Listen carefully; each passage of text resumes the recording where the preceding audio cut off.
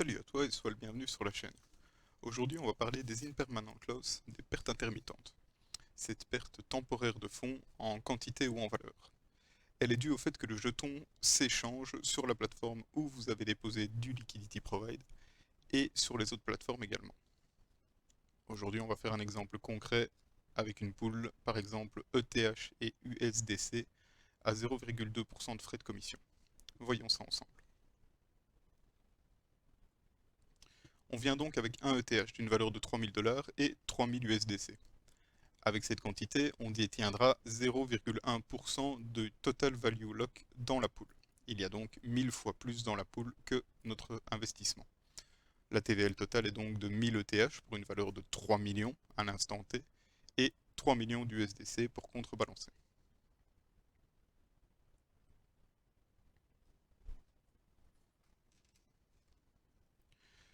On va parler du système AAM.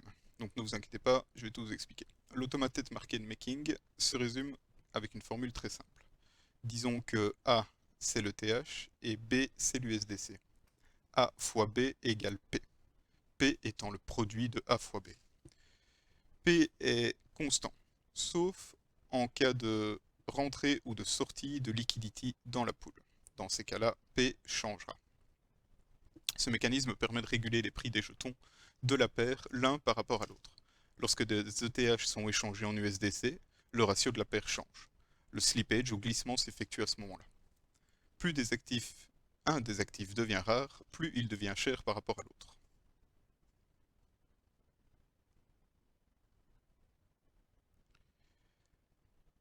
Prenons donc 1000 ETH et 3 millions d'USDC. Donc P égale 3 milliards, puisque A fois B égale P. Pour calculer le prix de 1 ETH, on prendra B divisé par A moins N, N étant le nombre d'ETH que l'on souhaite sortir. 3 millions d'USDC divisé par le nombre restant d'ETH égale 3003 USDC pour 1 ETH. Facile.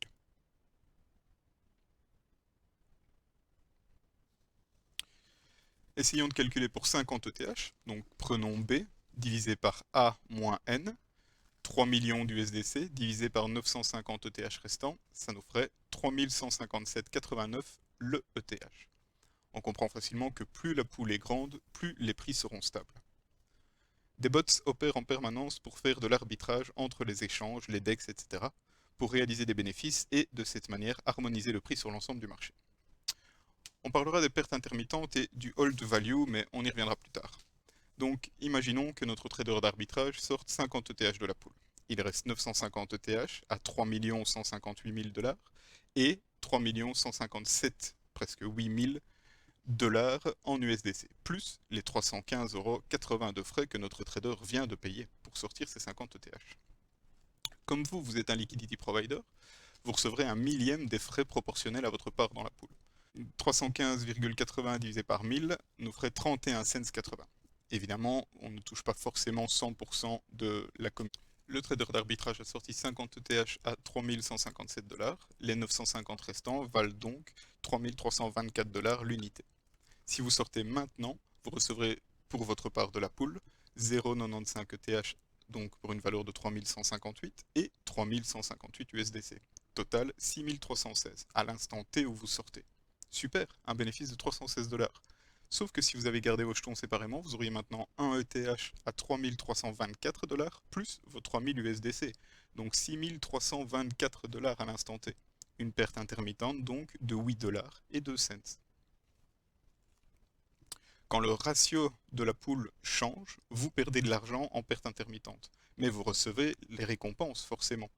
Quand le ratio revient à l'initial, vous n'avez pas perdu d'argent et vous avez gagné toutes les récompenses en plus. Avec le temps et les échanges qui s'effectuent autour de la pool, les pays, ou IL en anglais, tendent à disparaître vu que vous recevez tout le temps les récompenses à l'échange selon votre proportion dans la pool. Le meilleur moment pour sortir d'une pool de LP est celui où le ratio est à l'identique de l'instant T où vous êtes entré. Le concept de hold value prend son sens. Pour choisir une pool, il faut regarder à la TVL, plus c'est gros, plus c'est stable. D'or chacun des tokens de la paire, bien sûr. Une paire avec un ou deux stables égale moins de risque et utiliser un tout petit capital, pourcentage de votre capital. Des outils comme Watch ou Ebbort et d'autres existent pour suivre l'évolution de vos LP tokens. Le prochain tuto sera sur Brave et MetaMask. En attendant, be safe, be cool, be rich. Abonne-toi, like et partage si ça t'a plu.